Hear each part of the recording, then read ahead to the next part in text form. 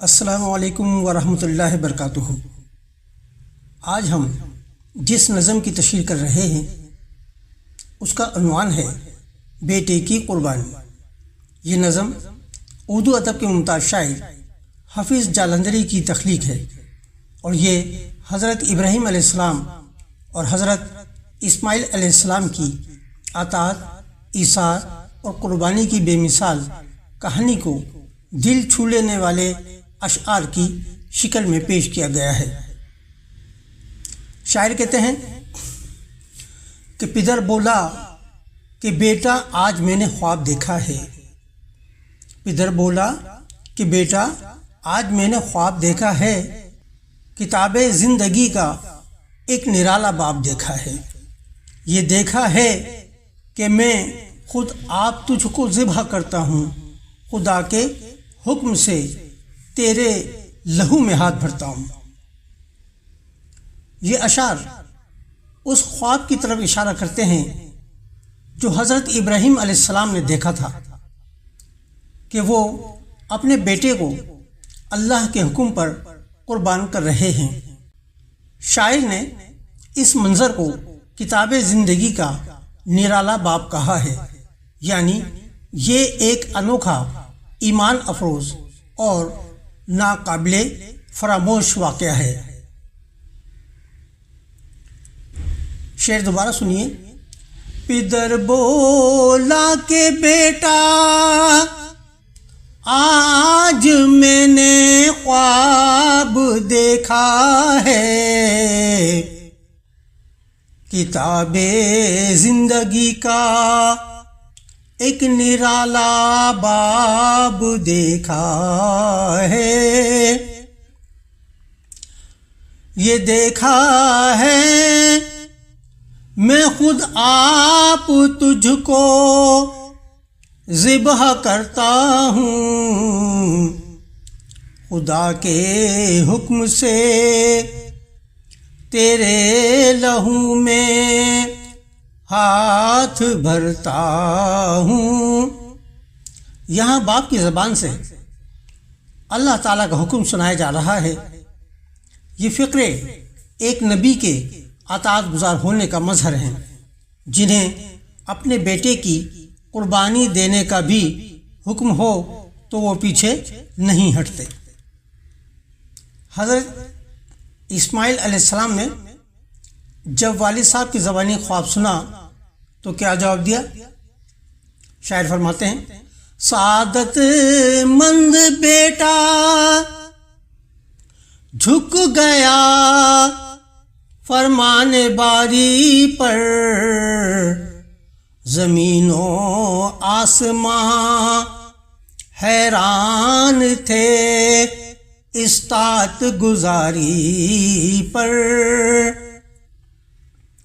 رضا جوئی کی یہ صورت نظر آئی نہ تھی اب تک، یہ جرأت پیشتر انسان دکھلائی نہ تھی اب تک۔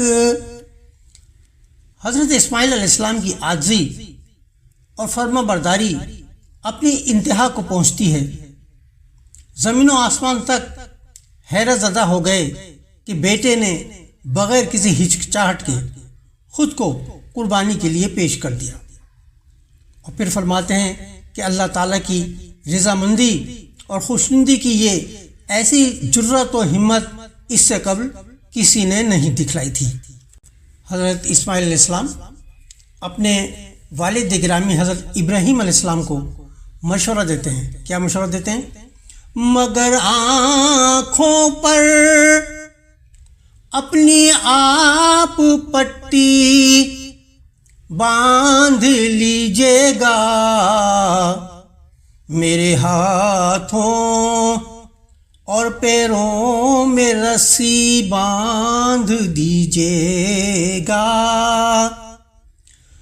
مبادا آپ کو صورت پہ میری رحم آ جائے، مبادا میں तड़प कर छूट जाऊं हाथ थर्राए।